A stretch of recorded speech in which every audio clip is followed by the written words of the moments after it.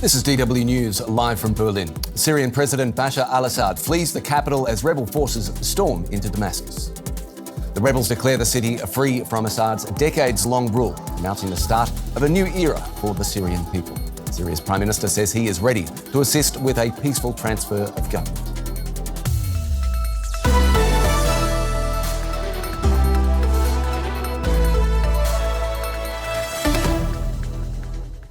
I'm Anthony Howard. Welcome to the program. Syrian President Bashar al-Assad has fled the capital Damascus to an unknown destination after rebel forces entered the city to limited resistance. The insurgents have declared the city free from Assad's decades-long rule, less than 2 weeks after launching their lightning offensive in the north of the country. Reuters reports that Syrian Army Command has notified its officers of the fall of the regime, citing senior military officials. Syria's Prime Minister Mohammed al-Jalali has announced he is ready to cooperate with a peaceful transfer of power to any leadership chosen by the people.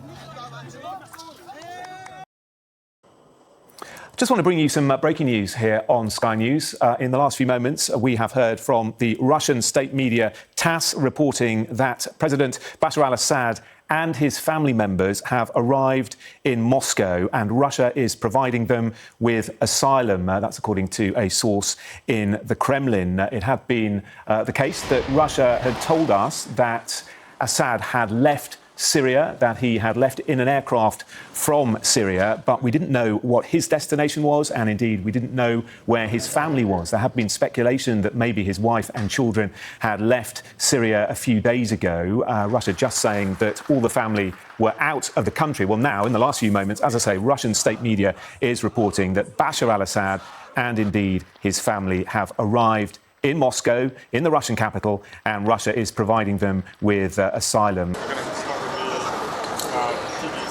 There's already been a letter filed in the U.S. with the Attorney General demanding an investigation into the kidnapping.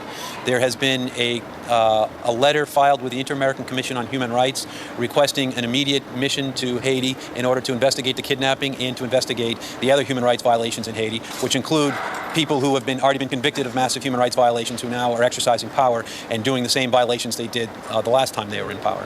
There is also in the U.S. there are preparations for a kidnapping case against the American authorities. France's former ambassador to Haiti, Thierry Boucard, admitted to the New York Times that France and the United States effectively orchestrated the 2004 coup that ousted Haiti's first democratically elected president, Jean-Bertrand Aristide.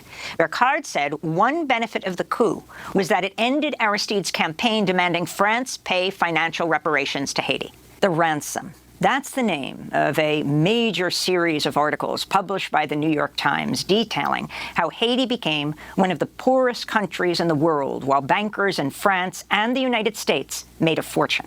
The story dates back to the early 19th century. In 1804, the enslaved people of Haiti rose up, leading a rebellion against French colonial rule, founding the world's first black republic. Under military threat from France in 1825, Haiti agreed to pay reparations to France for lost so-called property, including enslaved people that French owners lost in the rebellion. France threatened to invade Haiti and reimpose slavery if Haiti did not agree to a staggering amount in reparations, 150 million francs, 30 times Haiti's annual revenue. Haiti began taking out loans from French banks, leading to an economic crisis that continues through to this day. The New York Times estimates Haiti paid the equivalent of what's now $560 million to France over the next 7 decades. The true economic cost to Haiti is estimated to be an astounding $115 billion. And that only tells a part of the story. In 1898, the US Congress passed the Teller Amendment, granting full independence to Cuba, but this was partially revoked by the Platt Amendment of 1901, which gave the power to the US government to intervene in the island nation if American interests there were threatened. And Washington had plenty of motivation to be involved in Cuban politics, 30 to 50 million to be precise. As early as 1896, President Grover Cleveland stated that American investments in Cuban sugarcane plantations, railroads, mining, and other enterprises amounted to 30 to 50 million US dollars, which is about $1.5 billion in today's money. As a result, Cuban politics, economy, and society were often in turmoil, badly managed by a string of corrupt presidents who ruled to please the landowner elite with substantial US backing. In July 1933, US envoy Sumner Welles went full plat on Machador and made him step aside, helping to install new president Carlos Manuel Cespedes. The new guy had just finished unpacking his briefcase when he was ousted by the revolt of the sergeants in September. Batista and his sergeants replaced the president with a new president, Professor Ramon Grau. Batista gave himself a promotion and became chief of staff of the army with the rank of colonel. In the following years, the newly appointed Colonel Batista would hold power in the shadows, pulling strings to make or break presidencies. And to further his plans, he did not mind cooperating with the US from the start. For example, in late 1933, Professor Grau launched some attempts at reform, but his time in office was characterized by social instability and constant opposition.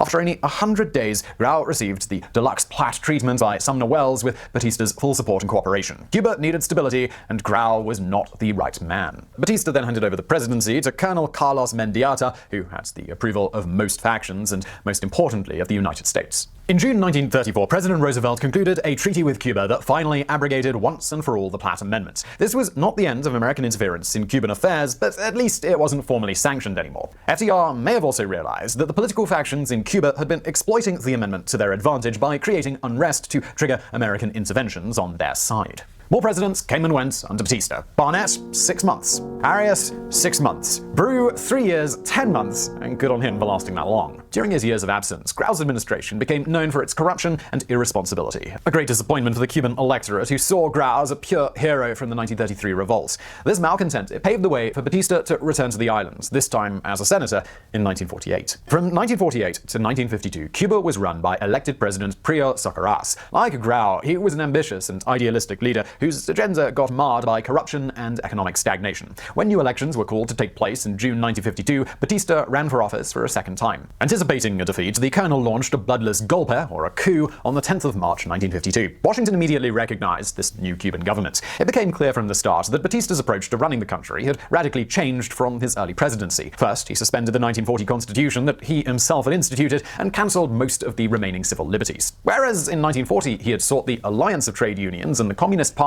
he now backed the wealthy landowners who owned sugar plantations. The gap between rich and poor had increased, and government corruption was rife. Whereas in 1940 his accumulation of wealth appeared as a byproduct of his populist rule, now the reaping of profits was his only evident goal. And finally, whereas in previous years in power he had sought cooperation with the US only as a means to fulfill his political goals, he now welcomes with open arms the intervention of both America's government and its private sector. By the late 1950s, the US corporations owned 90% of Cuban mines, 80% of public utilities, 50% of the railways, 40% of the sugar production, and 25% of bank deposits. In an effort to boost tourism, Batista also invited a different kind of American entrepreneurship to invest in an industry as Cuban as cigar and rum production, and that's gambling. Real-life gangster Meyer Lansky, a high-ranking mobster of the Jewish mafia. Lansky and legendary Italo-American mafioso Lucky Luciano had been cooperating with Batista since his Florida years. And yet, the unholy alliance of Batista with the mob was just a minor symptom of the broader illness plaguing Cuba in the 1950s. Government corruption, unemployment, exploitation of low-paid female labor, USA interference, and the toxic dependence on a single-crop economy: sugarcane. As public dissent increased, Batista tightened his control over the media by way of censorship and created an anti-communist secret police to intimidate the opposition by means of violence, torture, and executions. Between 10 and 20,000 people were murdered under the Batista regime with financial and military support from Washington. It's the Monroe Doctrine, isn't it, that the Latin American subcontinent is the United States of America's backyard. Absolutely, and even though the CIA didn't exist in any way, shape or form when President Monroe made that declaration, oh boy, has it come true in the 20th century, and with an especially iron fist after 1945. We've got to remember that throughout Latin America, it was American banks that eventually superseded the European banks, and American companies that run roughshod over any semblance of civilian sovereign government. Look at Central America alone, for example. This is where we get the term Banana Republic from, because it was the United Fruit Company that was powerful, 10 times more powerful than the individual supposedly sovereign governments, and where the banana plantations nations were. This includes Nicaragua, Guatemala, El Salvador, Honduras, Costa Rica. In all of these countries, when the United Fruit Company telegrammed Washington and said, there's some leader who has this crazy idea that he wants to tax our revenue, that he wants to regulate our operations, that he wants to make us pay better than semi-slave wages to the workers, you've got to do something about it. And this led to U.S. intervention after U.S. intervention, and this is even before the CIA was invented. By the time we get to the era of the CIA, we get coups in Guatemala sponsored by the CIA, all right-wing military coups against democratic or left-wing governments. So you've got Guatemala 54. In 53, you had it in Colombia. In 64, you had a huge one in Brazil. You also had one that year in Bolivia. In 1973, you had Uruguay, and then the infamous coup in Chile, which substituted Salvador Allende for Augusto Pinochet, the first 9/11, as we talked about on a previous episode. When oil reserves were discovered in 1959, the exploitation of wealth did not translate into benefits for the people. According to political analyst Thierry Meisen, during the monarchy, the nation was mired in backwardness in education, health, housing, social security, among others. The low literacy rates were shocking. According to Meisen, only 250,000 inhabitants of the 4 million could read and write. But it was in 1969 that the Senussi dynasty was overthrown by a group of officers led by Colonel Muammar al-Gaddafi, who proclaimed true independence and removed the dominant foreign forces from the country. One of Gaddafi's immediate policies was to share the benefits and wealth to all Libyans. Since Gaddafi took power, oil has been the main resource in the hands of the leader of the newly proclaimed Libyan Arab Republic. The triumph of the 1969 revolution marked a paradigm shift, moving the new government to use its oil income to boost redistributive measures among the population, generating a new model of economic and social development for the country. According to analysts, among the measures of economic sovereignty which drove Gaddafi's policies were the nationalization of various Western oil companies such as British Petroleum, BP, and the creation of the National Oil Corporation, NOC, which characterized the configuration of a more socialist model. Throughout Gaddafi's tenure, ambitious social programs were launched in the areas of education, health, housing, public works and subsidies for electricity and basic foodstuffs. These policies led to a substantial improvement in the living conditions of Libyans, from being one of the poorest countries in Africa in 1969 to being the continent's leader in its Human Development Index in 2011. In fact, the United Nations Development Programme, 2010, considered Libya a high development country in the Middle East and North Africa. This translated status meant a literacy rate of 88.4%, a life expectancy of 74.5 years, gender equality, among several other positive indicators. At the national level, Gaddafi was able to deal with two central dilemmas characteristic of Libyan society: on the one hand, the difficulty of exercising control over the tribes, and, on the other, the fragmentation of society into diverse and sometimes opposite tribal and regional groups. Gaddafi had the ability to hold together these territories with little connection to each other. It is estimated that there are about 140 tribes in the Libyan territory, each with different traditions and origins. At the international level, pan-Arabism should be highlighted with the confrontation opened to the United States due to the opposition that Gaddafi exerted on the influence of this country, reaching closer ties with other Arab countries to carry out common policies of rejection of Washington's policies on the Middle East and Africa. The Libyan leader worked to strengthen ties with neighboring countries such as Egypt, Morocco, Syria, Tunisia, Chad, among others, as well as maintaining close relations with countries like France and Russia. Gaddafi also connected with Latin American countries, such as Venezuela and Cuba, which led him to cultivate an extensive network of contacts and uncomfortable influence for Europe and the US. By the time of his killing, Libya had the highest GDP per capita and life expectancy on the continent. Fewer people lived below the poverty line than in the Netherlands. Some political analysts agree that in Libya there was never a mass movement on a national scale like the other countries, nor was there popular support to overthrow Gaddafi's government. However, the uprisings in Benghazi were enough for the UN Security Council and NATO to intervene on behalf of the responsibility to protect, Resolution 1973, and launched a bombing campaign between March and October 2011 that had a decisive impact on the assassination of Gaddafi. According to Meisen, NATO's interference in the internal affairs of Libya and the overthrow of Gaddafi were not the result of a conflict between Libyans, but to a long-term regional destabilization strategy for the whole group, the Middle East. On October 20, 2011, amid protests supported by the governments of the United States and the European Union, an armed uprising that plunged the country into a civil war, the Libyan leader was captured and brutally murdered by the rebels. Public security, total economic collapse, and a widespread lack of basic supplies. Prices of basic goods are 4 to 5 times higher than those of 5 years ago. Things are expensive and people have no money in their pockets. Life is real tough, and that's that. Many places in Tripoli have 5 to 6 hours of power outages every day.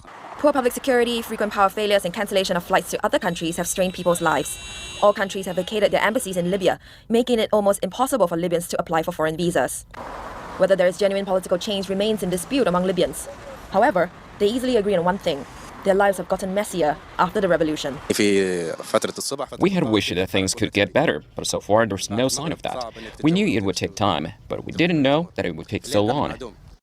Hospitals face severe shortages of medical supplies and equipment falls into disrepair. This is Abu Salim Hospital in the country's capital, Tripoli, the only emergency and trauma care hospital. Right now, our capacity is only at 25% and it's getting worse. It may be only 20% tomorrow and 10 or even 5% the day after that. At any time, we could end up being closed due to our inability to accept patients. There was a clash last night. Many shells hit our farmhouses. One old woman was killed and one girl was hit in the legs. At the moment, we have no access to necessary treatment or medicine. It's really bad. Instead of one state leader, Libya now has two regimes and three armed forces. Many Libyans believe there might be one solution to all: consensus with no outside intervention. Because after all, it's their lives, and the future must be in the hands of the Libyans themselves.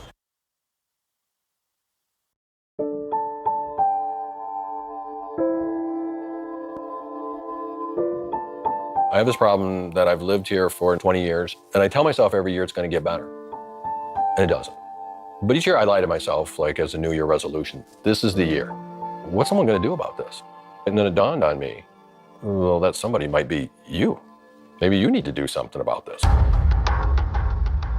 Detroit has literally lost enough people in the last 40, 50 years to start another major city. We've lost over 1 million people. We are concerned about large amounts of land being amassed by wealthy white men. Some thought this might be another opportunity for a land grab. I was supposed to have the first right to this lot. Hands got the first right to the lot because they knew about it and I didn't. For something to be valuable, it has to be scarce. We have like 40 square miles of stuff that no one knows what to do with. The people on the bottom are giving up land to the people on the top. And I had this dream of somehow taking what I had learned in life and using it to help my hometown. Not everybody is going to be able to do better homes and gardens in Hans land all of a sudden. We weren't grabbing the land, we were buying it. The water in the Great Lakes will be comparable to gold in the future. So Mr. Hines and others, I mean, they serve to be gazillionaires in relationship to what they're doing. What's next? Is McDonald's gonna take over a part of Detroit? Is Walmart gonna take over a part of Detroit? I would embrace that idea if only I could hallucinate.